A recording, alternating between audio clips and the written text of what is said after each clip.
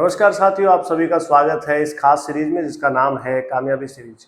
दोस्तों, हम 1000 प्रश्नों की ये सीरीज चला रखे हैं और इस सीरीज में हम सब ने बहुत महत्वपूर्ण प्रश्नों पर डिस्कस किया है। आगे भी बहुत ही महत्वपूर्ण प्रश्नों पर डिस्कस करने वाले हैं, इसलिए आप सभी का स्वागत है, अभिनंदन है। ये सीरीज यदि आपको अच्छी लग रही है तो चैनल को सब्सक्राइब जरूर कर लें और बेल आइकन प्रेस कर लें ताकि आने वाली हर क्लास का नोटिफिकेशन आपके पास तुरंत पहुंचे और सबसे पहले आप उस कक्षा का लाभ उठाएं। चलिए हम आज की कक्षा की शुरुआत करते हैं। आज की कक्षा की शुरुआत में हमने ये रखा है जैसा कि हमारा पहला पेज होता है। चैनल यदि आपको पसंद आ रहा है, बेहद पसंद आ रहा है, तो आप इसे शेयर करें, ये आपकी जिम्मेदारी है। आप इसे अपने मित्रों तक भेजें, ये आपका भी इसमें सहयोग होना चाहिए। दोस्तों चलिए, आज की कक्षा का हमारा जो पहला प्रश्न है वो इस प्रकार से है, देखिएगा। पुस्तकालय में एक साप्ताहिक पत्रिका आती है, वाक्य में किस अंश में वर्तनी की अशुद्धि है? यहाँ पर गौर करने लायक बात क्या है दोस्तों, गौर कीजिएगा। मैंने कहा कि यहाँ पर कौन से अंश में वर्तनी की अशुद्धि है और वर्तनी का अर्थ क्या होता है वो सुनिएगा, समझिएगा। वर्तनी का अर्थ होता है दोस्तों,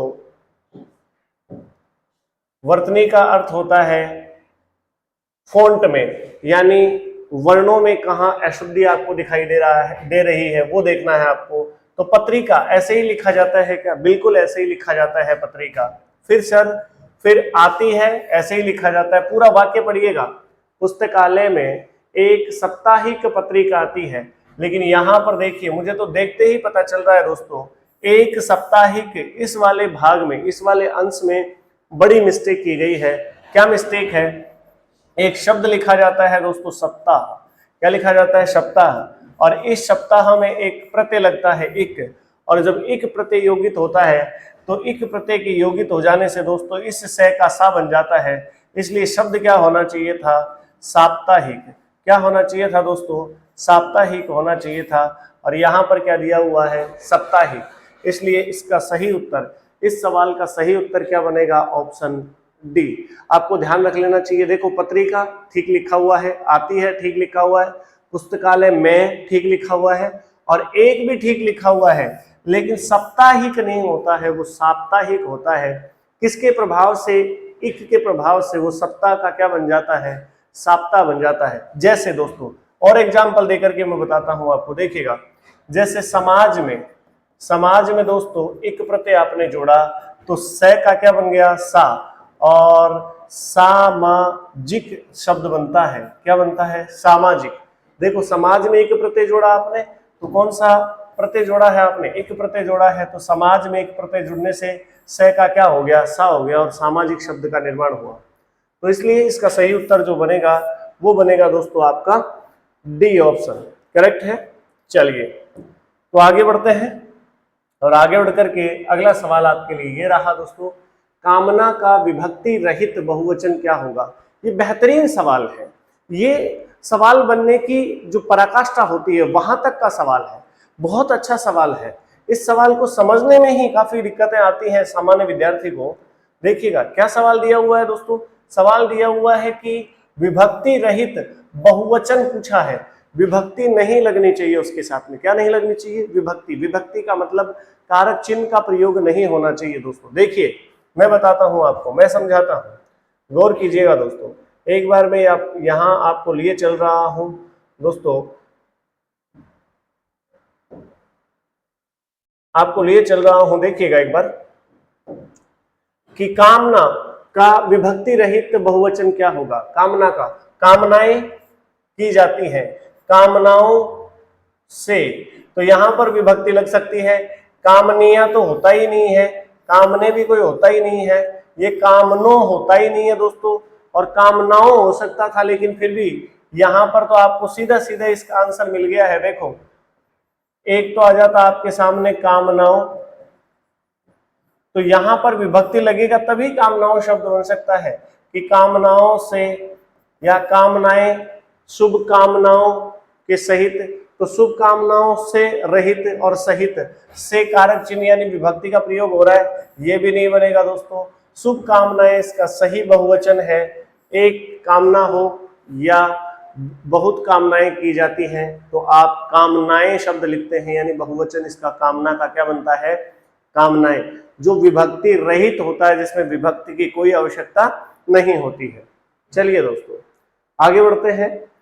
अगला जो सवाल है वो देखिएगा, दावानल का सही संधि विच्छेद क्या होगा। हाँ, कितना आसान है और कितना बढ़िया सवाल पूछा गया है। दावा धन नल, अगर दावा और नल को जोड़ेंगे तो दावानल तो हो जाएगा दोस्तों, लेकिन यह क्या नहीं बनेगा, यह संधि नहीं होगी। देखो इसको जोड़ने पर कोई परिवर्तन नहीं होता, परिवर्तन नहीं होता तो वहां संधि हो ही नहीं सकती। संधि में किसका होना लाजमी है, परिवर्तन का होना जरूरी है, बदलाव का होना जरूरी है। दाव धन नल कितना आसान विकल्पों से आराम से निकाला जा सकता है। दावा धन अनल और दाव धन अनल यहां पर दिया हुआ है, तो आपको ध्यान रखना चाहिए दोस्तों, दाव शब्द नहीं होता है, दावा शब्द होता है, और दावा नल इस प्रकार से आपको ध्यान रखना चाहिए। जो जंगल की आग होती है दोस्तों, किसकी आग होती है, जंगल की आग होती है, उसे क्या कहा जाता है, दावा नल कहा जाता है। अनल का मतलब आग और दावा का मतलब जंगल। दोस्तों याद रख लेंगे आप, दावा नल। तो दावा नल के लिए सही अप्रोप्रिएट आंसर कौन सा है दोस्तों, ऑप्शन सी करेक्ट आंसर। अगला सवाल देखें। अगला सवाल आपके लिए ये रहा, चोर भागा वाक्य का काल बताइए। काल मुख्य तौर पर 3 प्रकार के होते हैं, वर्तमान काल, भूतकाल और भविष्यत काल। वर्तमान काल जब क्रिया इसी समय संपन्न हो रही है, यानी वर्तमान काल में संपन्न हो रही है, तो उस वाक्य में हम वर्तमान काल बताते हैं। जब क्रिया बीते हुए समय में संपन्न होती है तो हम भूतकाल बताते हैं, और जब क्रिया आने वाले समय में संपन्न होगी उसे हम क्या बताते हैं, भविष्यत काल बताते हैं। तो यहाँ पर देखिएगा, चोर भागा, भागने का काम हो चुका है, इसलिए ये तो तय हो गया दोस्तों, ये तो तय हो गया कि ये भूतकाल का एग्जाम्पल है। किसका एग्जाम्पल है, भूतकाल का एग्जाम्पल है। अब यहाँ पर देखना ये है कि सामान्य भूत है, पूर्ण भूत है, अपूर्ण भूत है या संदिग्ध भूत है। देखो दोस्तों, पूर्ण भूत था आना चाहिए, लास्ट में क्या आना चाहिए, था आना चाहिए। जैसे पढ़ता था, वह पढ़ता था, तो ये तो है पूर्ण भूत, पढ़ता था पूर्ण भूतकाल है। अपूर्ण भूत पढ़ रहा था, पढ़ रहा था अभी तक संपन्न नहीं हुआ था, अपूर्ण है, पढ़ रहा था, कंटिन्यू है काम। देखिएगा, संदिग्ध भूत क्या होता है, पढ़ रहा होगा, पढ़ रहा होगा, पहले पढ़ रहा होगा या पढ़ रहे थे, पढ़ रहे होंगे, पहले की बात है तो पढ़ रहे होंगे, इसमें आ जाएगा आपका संदिग्ध। ध्यान रखिएगा, ये तो किसका उदाहरण है, सामान्य भूत का उदाहरण है। चोर भागा, भागा सामान्य भूतकाल है, भूतकाल तो है लेकिन उसका कौन सा रूप है, सामान्य भूतकाल है दोस्तों। क्लियर है। चलिए आगे बढ़ते हैं। अगला सवाल आपके लिए ये रहा, देखें कौन सा है सर, वर्षा हो तो खेती हो। अब यहां पर बहुत ही बेहतरीन फिर से काल का सवाल आया है। वाक्य का काल क्या है, वाक्य में काल बताना है आपको। वर्षा हो तो खेती हो मतलब आने वाले समय में, तो क्या हो, खेती हो, यानी ये भी आने वाले समय की बात है। तो क्रिया होगी, हुई नहीं है, होगी, वर्षा होगी फिर खेती होगी, तो ये तो बात तो हो गई भविष्यत काल की दोस्तों। कौन से काल की हो गई है, भविष्यत काल की हो गई है। यहां पर गौर करना, भविष्यत काल में कथन और कारण वाली बात जहां आती है, यानी एक बात दूसरी बात पर डिपेंड होती है, वहां पर आप काल बताते हैं हेतु। अब हेतु में भविष्यत में भी होता है और हेतु में भूतकाल में भी होता है। तो यहाँ पर आपको ध्यान रखना है दोस्तों, भूतकाल में तो होता है हेतु मद भूत, हेतु मद भूतकाल होता है, और जो भविष्यत में होता है वो होता है हेतु भविष्यत काल। क्या होता है दोस्तों, हेतु भविष्यत काल होता है। ये बात आपको ध्यान रखनी है। तो होगी कथन और कारण की बात है, हेतु भविष्यत ढूंढना है आपको। हेतु भूत पहले संपन्न हुई नहीं है क्रिया, इसलिए हेतु भूत नहीं हो सकता। सामान्य भविष्य होगा, होगी, होंगे, सामने वाक्य के अंत में क्या होता, होगा, होगी, होंगे होता, तो क्या कर देते आप, ये सामान्य भविष्य हो जाता। लेकिन यहाँ पर देखिए कारण और कथन है, इसलिए यहाँ पर सही उत्तर क्या बनेगा, हेतु मद भविष्यत बनेगा।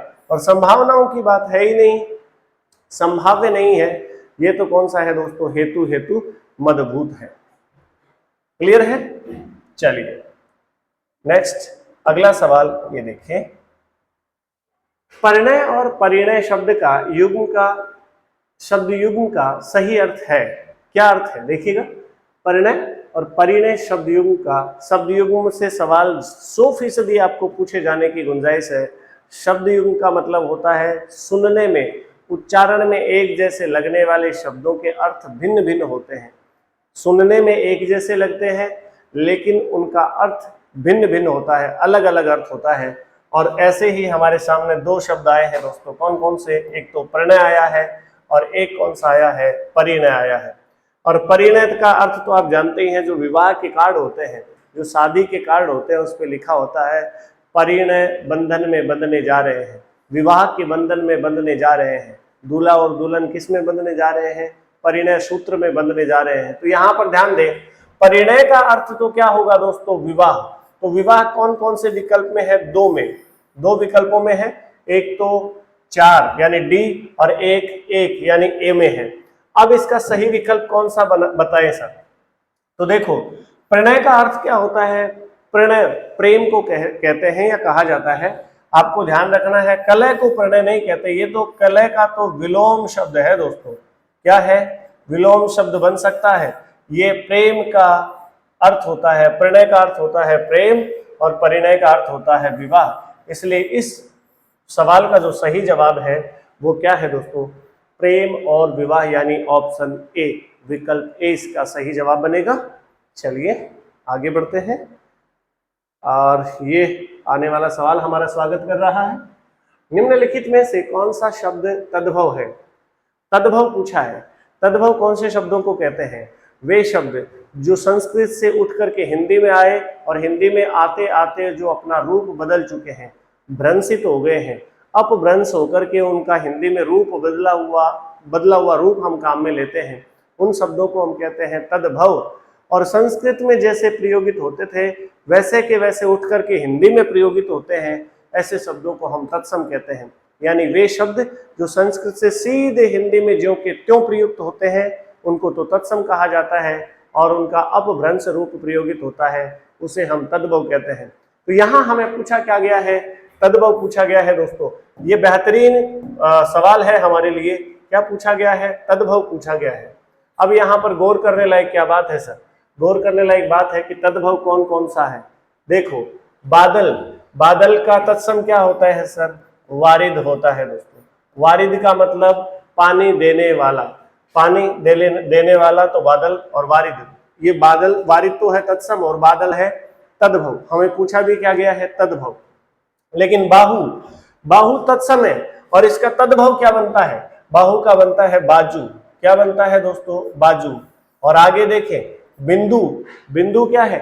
बिंदु तत्सम है और इसका तद्भव क्या बनता है सर? बूंद। क्या बनता है? बूंद। और ये देखिए बंधन, ये बंधन दोस्तों तद्भव है। बंधन क्या है? तद्भव है। जबकि यहाँ केवल क्या होना चाहिए था? बंद। बंद होता तो ये भी तत्सम, ये भी तत्सम और ये भी तत्सम, जबकि बादल तद्भव है। और इस बंद का क्या बनता दोस्तों? बंधन बनता। क्या बनता? बंधन बनता। इस प्रकार से ये सही होता। अभी तो यहाँ पर दो विकल्प ठीक है अपनी जगह, एक तो डी और एक ऑप्शन ए, ये दोनों ही अपनी जगह सही है। एग्जाम में जो टाइपिंग है उसमें मिस्टेक हुई है या फिर पेपर में ऐसा आया है, उस पर थोड़ा सा ध्यान दे लेंगे दोस्तों। बंधन तो है तत्सम, तद्भव, और बंध है तत्सम।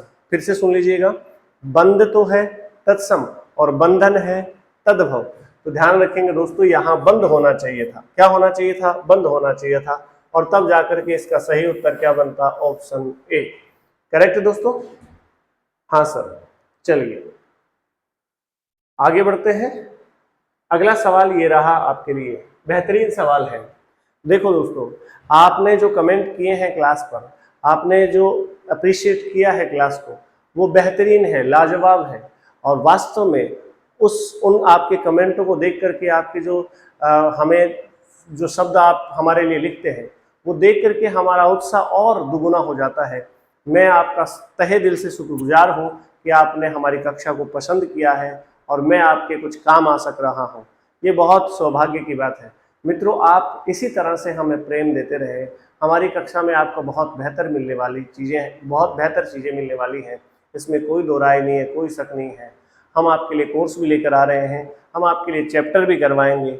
आपकी जैसी जैसी डिमांड रहेगी, मैं आपके सबके कमेंट पढ़ता हूँ दोस्तों, इसमें कोई शक नहीं है। आप सब भाइयों के बहनों के कमेंट में देखता हूँ और आप जो कमेंट में लिखते हैं बड़े ही उत्सुक करने वाले कमेंट होते हैं आपके, इसी के लिए आपका बहुत बहुत धन्यवाद। तो चले हम और कुछ प्रश्नों पर बात करते हैं। पानी का अर्थ नहीं होता, पानी का अर्थ स्वाभिमान होता है, पानी का अर्थ चमक भी होता है, पानी का अर्थ जल भी होता है, कोमल पानी का अर्थ नहीं होता है दोस्तों, ध्यान रखना। इसको क्या बोलते हैं? हिंदी में ऐसा कोई सवाल पूछा जाता है तो ये कहाँ से आया, किस चैप्टर से सवाल आया, ऐसा भी तो आपको पता होना चाहिए ना। पानी के कितने अर्थ बताए? देखो, स्वाभिमान होना, चमक होना और जल होना, ये पानी के ही पर्यायवाची या पानी के ही अर्थ होते हैं। तो ऐसे जो सवाल बनते हैं वो कौन से चैप्टर से बनते हैं? अनेकार्थी शब्द आपने सुना होगा दोस्तों, एक ही शब्द के अनेक अर्थ होते हैं, वहां से, उस चैप्टर से ये सवाल बनता है। तो आपको ध्यान रखना चाहिए, आपकी पुस्तिका में आपको एक चैप्टर जरूर मिलेगा, एक शब्द के अनेक अर्थ या अनेकार्थी शब्द इनको कहा जाता है, उसको भी आपको पढ़ना चाहिए, मद्देनजर रखना चाहिए। इसका सही उत्तर बनेगा ऑप्शन सी। आगे बढ़ते हैं। देखिए बेहतरीन सवाल, गत किसका विलोम शब्द है? गत किसका विलोम शब्द है? गत का मतलब गया हुआ, गत का मतलब गया हुआ, और मत नहीं है, और विगत विगत नहीं है, विशेष प्रकार से गया हुआ। गत का मतलब गया हुआ और आगत का मतलब आया हुआ, स्वागत भी नहीं है। इसलिए इसका सही उत्तर क्या बनेगा दोस्तों? इसका सही उत्तर बनेगा ऑप्शन सी। करेक्ट आंसर क्या है? आगत। करेक्ट है दोस्तों, बहुत बढ़िया, आप अच्छा पढ़ रहे हैं, अच्छा सुन रहे हैं और वास्तव में आप अपने साथ न्याय कर रहे हैं। पानी का अर्थ, ये तो पीछे वाला फिर से आ गया है दोस्तों, मैं आगे ले चलता हूँ। और ये देखिए बेहतरीन सवाल है। क्या सवाल है सर? स्वर्ण का पर्यायवाची है। स्वर्ण, स्वर्ण का मतलब होता है सोना, ये तो आप जानते हैं। स्वर्ण का अर्थ क्या होता है? सोना। अब सोने का पर्यायवाची इनमें से कौन सा है? सुमन, सुमन तो नहीं है सर। सुमन किसका पर्यायवाची है सर? सुमन तो पुष्प का है। पुष्प मतलब सर ये फूल का है, फूल का पर्यायवाची है, फूल कह दो, पुष्प कह दो। मयूख किसका पर्यायवाची है? मयूख दोस्तों किरण का पर्यायवाची है, किरण का पर्यायवाची है। मरीचि का पर्यायवाची है, किसका पर्यायवाची है? मरीचि, मरीचि का पर्यायवाची है। और तनय, तनय किसका पर्यायवाची है? तनय बेटा को कहते हैं दोस्तों। और तनिया, क्या कह रहा हूं मैं? तनय तो किसको कहते हैं? बेटा को कहते हैं। और तनिया किसको कहा जाता है दोस्तों? बेटी को कहा जाता है। ध्यान रखिएगा। और सही उत्तर इसका निकल के आ गया है आपके सामने ऑप्शन डी, यानी कंचन।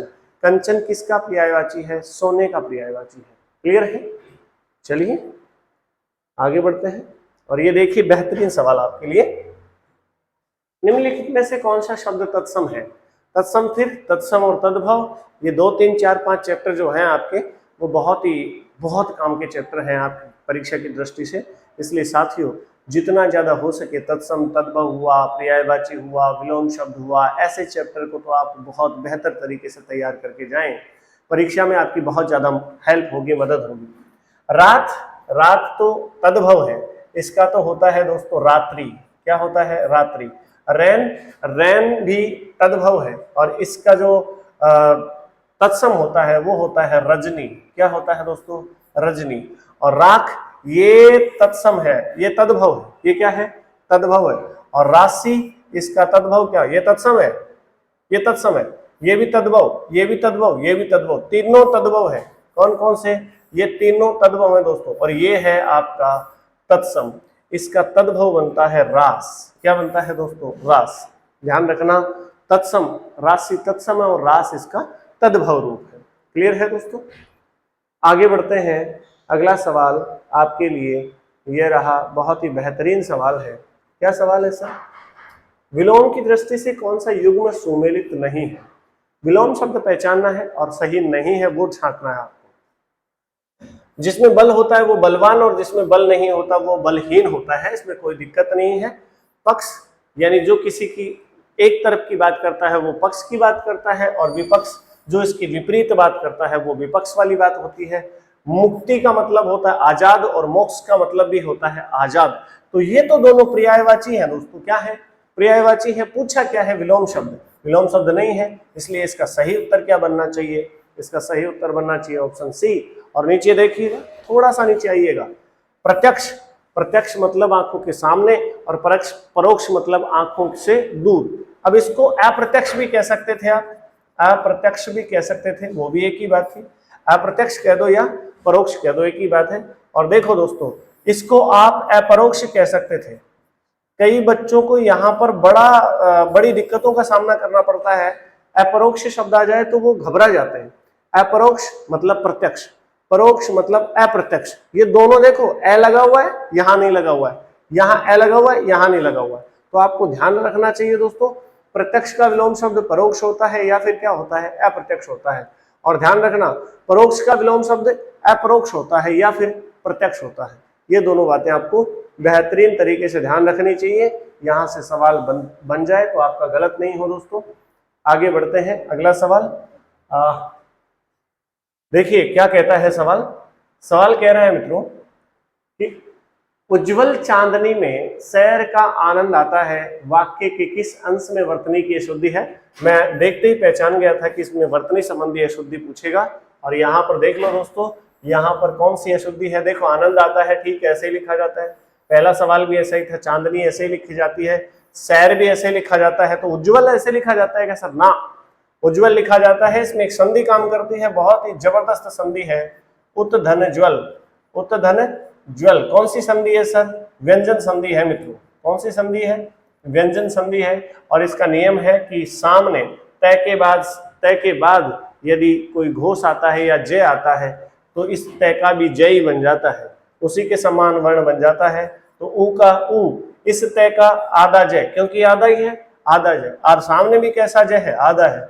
और वल का वल, क्या बन गया शब्द? उज्ज्वल। उज्ज्वल में दोनों जय आधे होते हैं।